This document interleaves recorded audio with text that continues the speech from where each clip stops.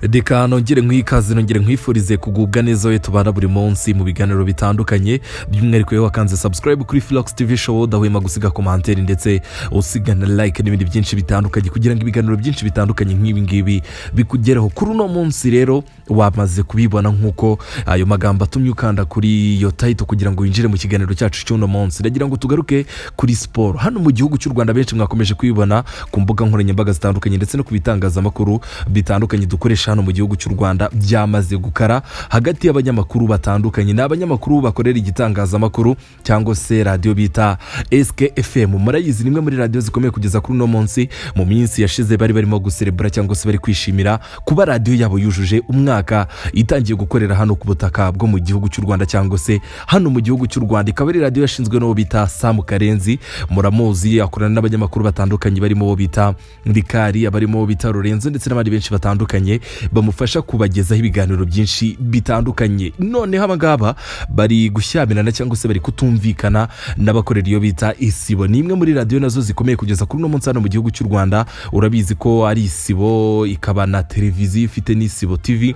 Murabizi neza cyane ni zimwe muri radio zikomeye hano mu gihugu cy'u Rwanda, cyane yuko Isibo murabizi ko yashinzwe no bita Jado Kabanda guturuka mu mwaka wa 2020, imyaka 5 urumva ko iri kurenga hamezi n'indi minsi itandukanye. Ushaka kwibaza kugeza kuri no munsi imeze bite, ese no kubera iki byakomeje gukara gutera n'amagambo hagati y'aba banyamakuru harimo no bita Sam Karenzo, bita Lorenzo ndetse no bita Simbigarukaho Faustin muramuzi nimwe mu banyamakuru b'abahanga ndetse no bita Leonidas ndetse no bita Mutangazaje. Kugeza muri aka kanya byamaze gufata indi ntera. Wo bita Sam Karenzo ari mu kiganiro cye yaje gutangaza yuko afite ubushobozi bukomeye bwo kuba yakirikanisha abanyamakuru bose b'imikino bakora ku yo bita Isibo. Abanga bakimara kubyumva bahise genera ubutumwa buremereye cyangwa se message nini cyane yakomeje gutuma bino biba binini ku mbuga nkoranyambaga. Ndagira ngo tubyinjiremo neza umenye uti ese buri munyamakuru ari gupfa iki n'undi mugenzi we, cyane yuko atari muri rusange. Hari icyo bita Leonidas ari gupfa no bita Lorenzo by'umwihariko bisa nkaho yamwatse cyangwa se abuteye amagambo yamubangamiye.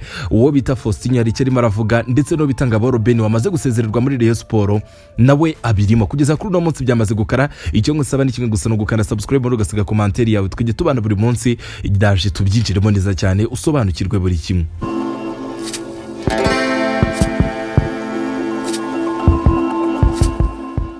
Nkuko warumaze kubyumva ningerageje kukunyuriramo muri make cyangwa se nkwinjiza muri iki kiganiro neza cyane kugira ngo bashe gusobanukirwa buri kimwe ndetse n'ibibazo biri hagati y'aba banyamakuru bose ba sport hano mu gihugu cy'u Rwanda. Gusa ariko nagira nkusobanura buri kimwe ku kindi cyangwa se umwe kundi kugira ngo bashe gusobanukirwa intandaro ndetse n'imvo n'imvano y'aya makimbirane ahari kugeza kuri no munsi atarabonerwa umuti. Ndaza gugusubiza inyuma nze guhera ku bita Lorenzo ndetse no bita Ngaboro Ben. Aba n'abanyamakuru babiri batandukanye bita Ngaboro Ben akorera radio na TV10, murabizi nawe n'umwe mu banyamakuru b'abahanga bakomeye yakoraga muri Rayon Sport imirimo itandukanye arimo kuba yari nk'umuvugizi wabo ndetse ashinzwe n'imbuga nkoranyambaga z'iyi kipe bita Rayon Sport dufana turi benshi. Uyu munyamakuru rero cyangwa se akaba bifatanya n'iyo mirimo itandukanye nibwo mu minsi yashize hagiye hanze amakuru ndetse nubwo yari atarasohoka cyangwa se ngo hagiye hanze official statement byemeza, ariko amakuru menshi mwari mwamaze kuyamenya yuko Rayon Sport igiye kumusezerera cyangwa se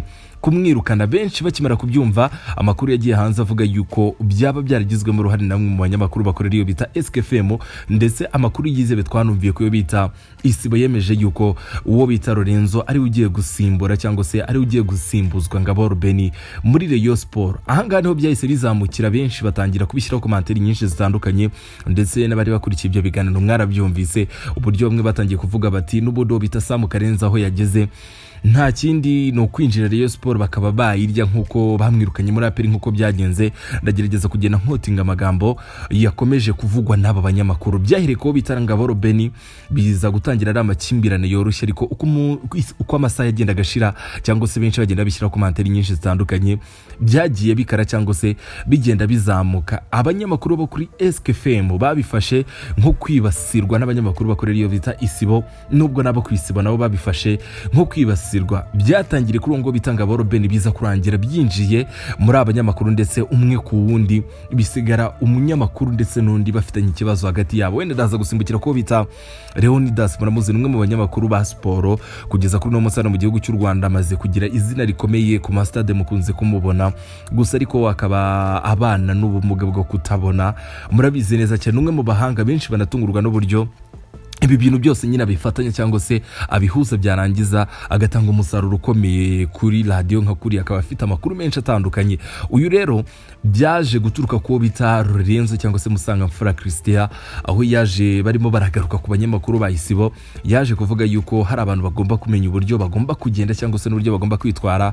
Aza kugaruka ko bita Leonidas aravuga ati ni kenshi tumufasha kubibuga cyane yuko afite n'ubwo abana n'ubwo bumuga ugasanga turamufasha kenshi ariko ugasanga yijanditse buri ibintu cyangwa se by'amatiku ugasanga byamaze gufata indi ntera. Uyu bita Leonidas akimara kubibona mwabonye video yashyize hanze aho yabigarutse aho avuga ati Lorenzo ugomba kugira uburyo ugenda ukamenya uburyo unyitwaro cyangwa se uburyo ugomba kugira uburyo mvuga ati nagutanze muri umujyi wa Kigali byinshi nakoze utarahagera rero ibyo bintu byo kuza wivugisha ngo uranyobora cyangwa se ngo hari ubundi buryo bumwe cyangwa se ubundi ufashamo ibyo bintu gerageza ubishyira hasi cyangwa se ureke kubigira urwitwazo cyangwa se impamvu nyamukuru. Benshi bakimara kubyumva bahise bavuga ati bya bintu ntago byoroshye.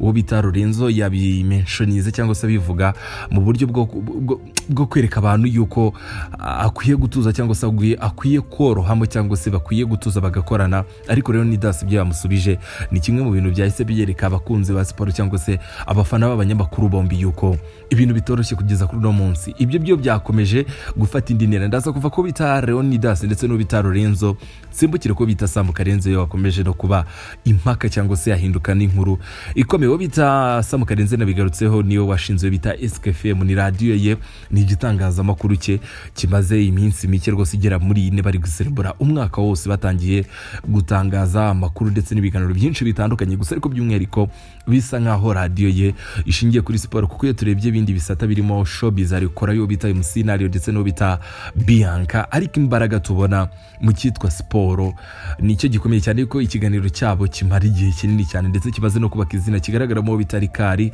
uwo bita Musangamfura uwo bita Kazungu Clever akazamo inguyu bita Sam Karenzi n'abandi barimo Neriva ndetse na Nahisa nabo ngabo benshi batandukanye nuko ikiganiro kimaze kugira izina rikomeye cyane ndetse kinahagaze neza cyane.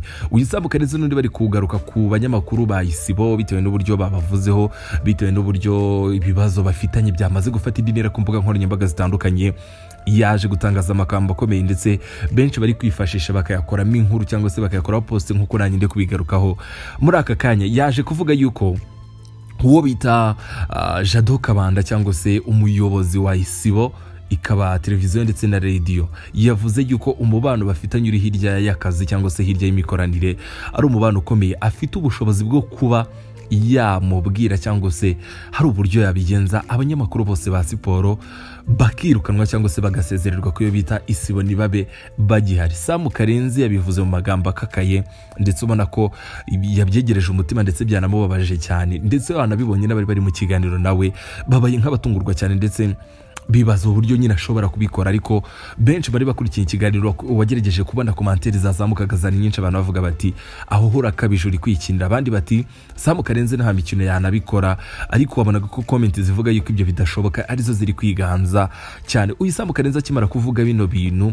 benshi mu bakoresha Facebook, TikTok, Instagram ndetse na YouTube nkurikiranye muri aka kanya baguye mu kantu bavuga bati bishoboka bite yuko umuyobozi cyangwa se nyiri gitangazamakuru gitandukanye n'ikindi ashobora kuba afite ubushobozi bwo kuba yagenda akahita yirukana direct abanyamakuru bikiri gitangazamakuru gusa. Ariko ndagira ngo twigarukire kuri kote yabo ku Isibo abarimo Faustin abarimo bita Mutangazaje ndetse na Leonidas bakimara kumva ibyaya makuru kubyihanganira byanze nabo bageraho baravuga bati nibyo koko Sam Karenzi n'umuntu munini afite igitangazamakuru n'umukire ariko ntago yatwubahuka nka gutya ngo tubice ku ruhande cyangwa se natwe ngo dukomeze kubikikira tubikatire. Mu magambo yabo aremereye ndetse n'akakaye bavuze bati niba koko Sam Karenzi afite ubwo bushobozi naza bikore narangiza atwirukane adukure ku gitangazamakuru naza avugane na boss wacu, boss umaze igihe kinini, ndetse bagiye banabivuga mu magambo akomeye cyane bavuga bati hari icyo abantu bagomba kumenya. Uyu bita Sabo Karenzi